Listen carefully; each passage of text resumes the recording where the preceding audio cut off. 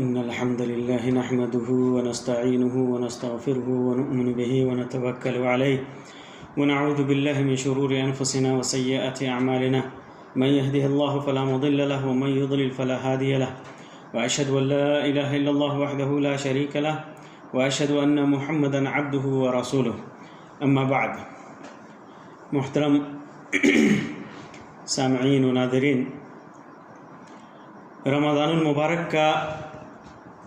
بابرکت مہینہ آنے والا ہے۔ یہ وہ مہینہ ہے جو اللہ تبارک و تعالیٰ کے نزدیک نہایت ہی فضل اور برکت والا ہے۔ یہ نزول قرآن کا مہینہ ہے، یہ مغفرت اور جہنم سے آزادی کا مہینہ ہے۔ اس مہینے کے اندر اللہ تبارک و تعالیٰ نیکیوں کا ثواب کئی گنا بڑھا دیتا ہے، بلکہ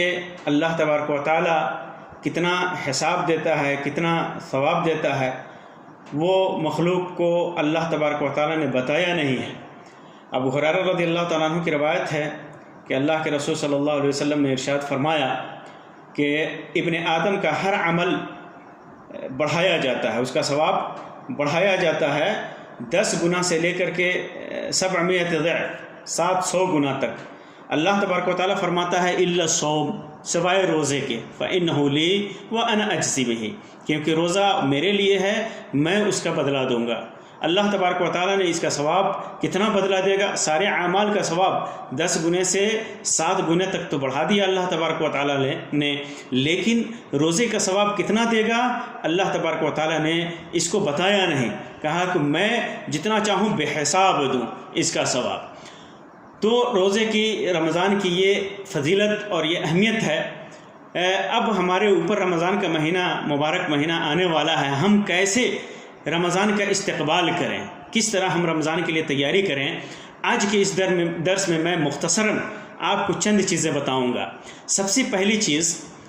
کہ اللہ تبارک و تعالیٰ کے اس مبارک مہینے کا استقبال ہم اللہ تبارک و تعالیٰ کی جانب توبہ کر کے کریں، توبہ کر کے کریں، اللہ تبارک و تعالیٰ سے کہ ہاں توبہ کریں کہ جو کچھ بھی ہم نے گناہ کیا ہے، جو کچھ بھی برائیاں کی ہیں، ہم توبہ کرتے ہیں اور اس کے ساتھ رمضان میں عبادتوں کے لیے کی تیاری کرتے ہیں توبہ کر کے، تاکہ اللہ تبارک و تعالیٰ ہمارے گناہوں کو معاف کریں۔ جب ہم توبہ کرتے ہیں تو اللہ تبارک و تعالیٰ اتنا خوش ہوتا ہے، اتنا خوش ہوتا ہے کہ اللہ، ایک حدیث میں ہے کہ ایک آدمی سواری پہ سوار جا رہا ہو، اس پر اس کا زیادہ سفر ہو، صحرا میں جہاں نہ کوئی پانی ہے اور نہ کوئی انسان ہے، وہ سواری گم ہو جاتی ہے، اسی پہ اس کا کھانا پینا سب ہوتا ہے۔ جب اس کی سواری گم ہو جاتی ہے تو وہ مایوس ہو کر کے ایک درخت کے نیچے سو جاتا ہے، پھر جب بیدار ہوتا ہے تو اپنی سواری کو پورے ساز و سامان کے ساتھ وہاں پہ پاتا ہے، تو پھر شدت فرح سے اتنی خوشی ہوتی ہے اس کی کہ وہ اس کی لگام پکڑ کر کے کہتا ہے کہ اے اللہ انت عبدی وانا ربک، الٹ دیتا ہے کہ اللہ میرا تو بندہ ہے، تو غلام ہے، میں تیرا رب ہوں، تیرا اللہ ہوں۔ غلطی کر دیتا ہے، اتنی خوشی اللہ تبارک و تعالیٰ کو جتنی اس کو خوشی ہوتی ہے، اس سے زیادہ خوشی جب بندہ توبہ کرتا ہے تو اللہ تبارک و تعالیٰ کو ہوتی ہے۔ تو ہمیں اس مبارک مہینے کا استقبال توبے کے ساتھ کرنا چاہیے، اور اسی طرح بہت سارے لوگ روزہ تو رکھتے ہیں، رمضان کا استقبال تو کر لیتے ہیں، لیکن انہیں یہ نہیں معلوم ہوتا کہ روزے کا فضل کیا ہے اور اس کا اجر کیا ہے، کتنا بڑا اجر اللہ تبارک و تعالیٰ دیتا ہے۔ اللہ کے رسول صلی اللہ علیہ وسلم ارشاد فرماتے ہیں کہ من صام رمضان ایمانا و احتسابا غفر له ما تقدم من ذنبه، جو آدمی ایمان کی حالت میں ثواب کی نیت سے روزہ رکھتا ہے تو اللہ تبارک و تعالیٰ اس کے گزشتہ سارے گناہ جو صغائر ہیں اللہ تبارک و تعالیٰ اسے معاف کر دیتا ہے۔ اسی طرح اس مہینے میں اس بات کا ادراک بھی ہونا چاہیے، شعور بھی ہونا چاہیے کہ اس مہینے میں ایک ایسی عبادت بھی ہے کہ اس کو ادا کرنے کی وجہ سے اللہ تبارک و تعالیٰ گناہ معاف کرتا ہے، اور وہ ہے قیام رمضان، تراویح ہے۔ اللہ کے رسول صلی اللہ علیہ وسلم نے جیسے کہ متفق علیہ روایت میں ہے فرمایا من قام رمضان ایمانا و احتسابا غفر له ما تقدم من ذنبه، جو آدمی رمضان کے مہینے میں قیام کرے ایمان کی حالت میں ثواب کی نیت سے تو اللہ تبارک و تعالیٰ اس کے گناہوں کو معاف فرما دیتا ہے۔ قیام اللیل اور تراویح کے سلسلے میں ایک بات کی وضاحت، آج دنیا جن حالات سے گزر رہی ہے، جو وبا پھیلی ہوئی ہے اس کی وجہ سے، لاک ڈاؤن کی وجہ سے گھروں میں انسان بند ہے، تو اگر انسان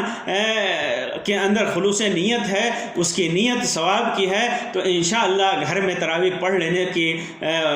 کا ثواب بھی اسے اتنا ہی ملے گا جتنا وہ مسجد میں پڑھنے کی نیت کیے ہوا تھا، کیونکہ اللہ تبارک و تعالیٰ اس کی نیت کو دیکھتا ہے، اللہ تبارک و تعالیٰ ہر انسان کی نیت کو دیکھتا ہے۔ پھر ایک چیز اور کہ اگر وہ اہل و عیال کے ساتھ تراویح پڑھے تو انشاءاللہ اسے جماعت کا ثواب ملے گا، اور اگر اسے جذبہ ہے، شوق ہے ختم قرآن کا، اگر وہ حافظ ہے تو ختم قرآن کر سکتا ہے، لیکن اگر وہ حافظ نہیں ہے تو پھر چھوٹی چھوٹی صورتیں پڑھ کر کے بھی وہ اجر و ثواب پا سکتا ہے، کیونکہ ختم قرآن تراویح کے لیے لازم اور ضروری چیز نہیں ہے۔ ہاں بعض علماء کے فتوے کے مطابق قرآن مجید سے، مصحف سے دیکھ کر کے بھی پڑھ سکتا ہے، حالانکہ اس کے اندر بہت زیادہ اختلاف ہے کہ پڑھ سکتا ہے یا نہیں، لیکن صحیح بات یہی ہے کہ اگر وہ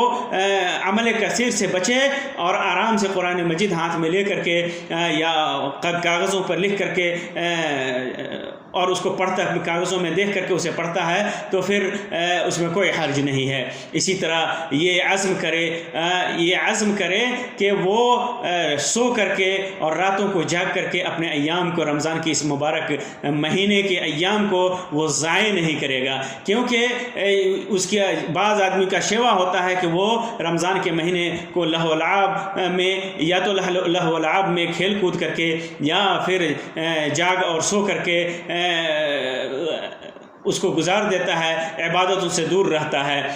اور یہ چیز اس کے لیے فائدہ مند نہیں ہے بلکہ اس کے لیے وبال کا ذریعہ ہے۔ اسی طرح یہ عزم کرے کہ اس رمضان کے مہینے میں زیادہ سے زیادہ صدقہ و خیرات کرے گا، اور یہ بھی عزم کرے کہ روزے دار کو روزہ کرائے گا، روزہ کا سامان مہیا کرے گا، خاص طور سے غریبوں اور مسکینوں کے لیے۔ اللہ کے رسول صلی اللہ علیہ وسلم نے فرمایا من فطر صائما کان له مثل اجر صومه غیر انه لا ينقص من اجر الصائم شيء۔ امام ترمذی نے اس کو روایت کیا ہے، اور امام ترمذی نے اس کو روایت کیا ہے اور کہا ہے کہ یہ حدیث حسن صحیح ہے، کہ جو آدمی کسی روزے دار کو روزہ کراتا ہے تو اس کے روزے کے برابر اس کو اجر ملتا ہے، لیکن اس کے اجر میں سے بھی کوئی کمی نہیں کی جا سکتی، نہیں ہوتی۔ اسی طرح تلاوت قرآن کریم میں کہ میں اپنے وقت کو گزارے گا، اس بات کا عزم کرے اور اس بات کا ارادہ کرے اور ایسے رمضان کا استقبال کرے۔ اسی طرح زبان کو، جسم کو، ہاتھ کو، جوارح کو حرام چیزوں سے، حرام کام سے، حرام باتوں سے بچائے گا۔ اللہ کے رسول صلی اللہ علیہ وسلم فرماتے ہیں، جیسا کہ ابو ہریرہ رضی اللہ تعالیٰ عنہ کی روایت ہے کہ من لم يدع قول الزور والعمل به فليس لله حاجة ان يدع طعامه وشرابه۔ جو آدمی بری باتیں اور جھوٹ بولنا اور جھوٹ پر عمل کرنا نہیں چھوڑتا تو اللہ کو ضرورت نہیں کہ وہ اپنا کھانا اور پینا چھوڑے۔ اسی طرح حسن خلق کے ساتھ لوگوں کے ساتھ پیش آئے گا، اور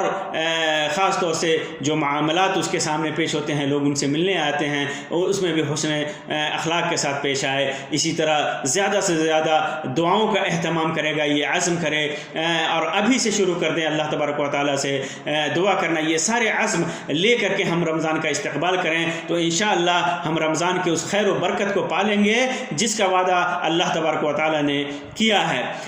ایک چیز اور مشہور ہے لوگوں میں کہ رمضان کا مہینہ آتا ہے تو لوگ خاص دعاؤں کا اہتمام کرتے ہیں، جبکہ کوئی خاص دعا اس مہینے میں ثابت نہیں ہے۔ جہاں تک بات چاند دیکھ کر کے دعا کرنے کی ہے تو یہ صرف رمضان کے لیے خاص نہیں ہے، بلکہ سارے سال کے سارے مہینوں میں کی شروعات میں چاند دیکھ کر کے آدمی یہ دعا کرے، یہ مسنون ہے۔ اور وہ دعا کے الفاظ مختلف روایتوں میں ذکر ہے، جیسا کہ اللہ کے رسول صلی اللہ علیہ وسلم فرمایا کہ یہ دعا کرنی چاہیے، اللہم احلہ علینا بالامن والایمان والسلامۃ والاسلام وربی وربک اللہ ہلال رشد وخیر۔ اسی طرح بعض روایات میں ہے اللہ اکبر، اللہم احلہ علینا بالامن والایمان والسلامۃ والاسلام ربی وربک اللہ۔ حالانکہ چاند کے دیکھنے کی دعا والی تمام روایتوں کے اندر کلام ہے، لیکن علامہ البانی نے شواہد کی بنیاد پر ان میں سے بعض کو صحیح قرار دیا ہے۔ بعض لوگ بعض خرافات اور بدعت کا ارتکاب کرتے ہیں چاند دیکھنے کے موقع سے،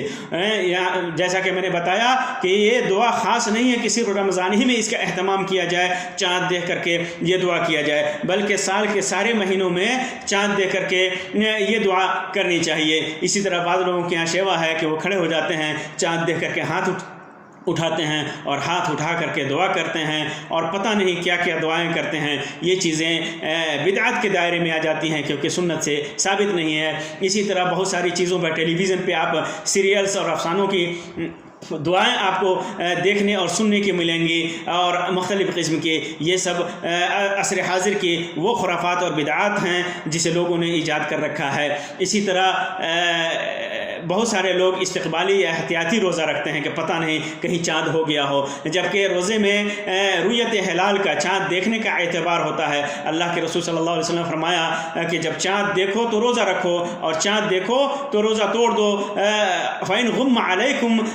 فَاقْدِرُوا لَهُ، تو پھر اس کا اندازہ لگاؤ۔ اگر بدلی آ جائے، چاند نہیں دیکھ سکتے ہو، کہیں سے کوئی گواہی نہیں ملی چاند دیکھنے کی، تو پھر اندازہ لگا کر کے شعبان کا 30 مہینہ پورا کر کے پھر روزہ شروع کرنا ہے۔ متفق علیہ روایت ہے۔ بعض روایتوں میں ہے فَإِنْ أُغْمِيَ عَلَيْكُمْ فَاقْدِرُوا لَهُ 30، 30 کا اعتبار کرو اگر بدلی چھا جائے، اور بخاری کی روایت میں فَأَكْمِلُوا الْعِدَّةَ 30، 30 کا عدد پورا کرو۔ چنانچہ حدیث میں احتیاطی یا استقبالی روزہ کا کوئی وجود نہیں ہے، حدیث کے مطابق کوئی وجود نہیں ہے حدیث میں، بلکہ منع کیا گیا ہے اس سے، جیسا کہ بخاری اور مسلم کی روایت ہے، ابو ہریرہ رضی اللہ تعالیٰ عنہ سے مروی ہے کہ آپ صلی اللہ علیہ وسلم نے فرمایا رمضان سے پہلے 1 یا 2 دن کے روزے مت رکھو، ہاں وہ شخص رکھ سکتا ہے جو پہلے سے روزہ رکھتا آ رہا ہو۔ اسی طرح ابو داؤد، ترمذی، ابن ماجہ وغیرہ میں ابو ہریرہ رضی اللہ تعالیٰ عنہ کی روایت ہے کہ اللہ کے رسول صلی اللہ علیہ وسلم نے فرمایا کہ جب آدھا شعبان گزر جائے تو روزے مت رکھو۔ اس حدیث کو امام البانی نے صحیح ترمذی کے اندر صحیح قرار دیا ہے۔ اس لیے اللہ کے رسول، اور بعض روایتوں میں ہے اللہ کے رسول صلی اللہ علیہ وسلم نے فرمایا کہ ہاں اگر وہ کوئی روزہ رکھتا تھا، اس کی عادت تھی جیسے سوموار اور جمعرات کا روزہ رکھنا یا پورے شعبان میں زیادہ تر روزے رکھنا، اگر وہ اس اعتبار سے رکھتا ہے تو وہ رکھ سکتا ہے، ورنہ خاص طور سے احتیاط کے طور پر یا استقبال کے طور پر رکھے تو علماء فرماتے ہیں کہ یہ حرام ہے، یہ حرام ہے، ایسا روزہ وہ حرام ہو جاتا ہے، کیونکہ حدیث میں واضح طور پر اس روزے سے منع کیا گیا ہے۔ تو یہ روزے رمضان کا مہینہ جو ہمارے لیے عنقریب آنے والا ہے، ہم انہی عزم اور حوصلے کے ساتھ اور قرآن و سنت کے صحیح طریقے کو اپناتے ہوئے ہم اس روزے کا استقبال کریں، اور دعا کریں کہ اللہ تبارک و تعالیٰ اس ماہ مبارک کے اندر ہمیں زیادہ اتنی قوت دے، اتنی طاقت دے کہ ہم زیادہ سے زیادہ اللہ کی اطاعت و عبادت کر سکیں، رمضان کا مہینہ خوب عبادتوں میں، اطاعتوں میں گزار سکیں، اور ہمیشہ رمضان کے بعد بھی اس پر قائم اور دائم رہیں۔ اللہ تبارک و تعالیٰ ہمیں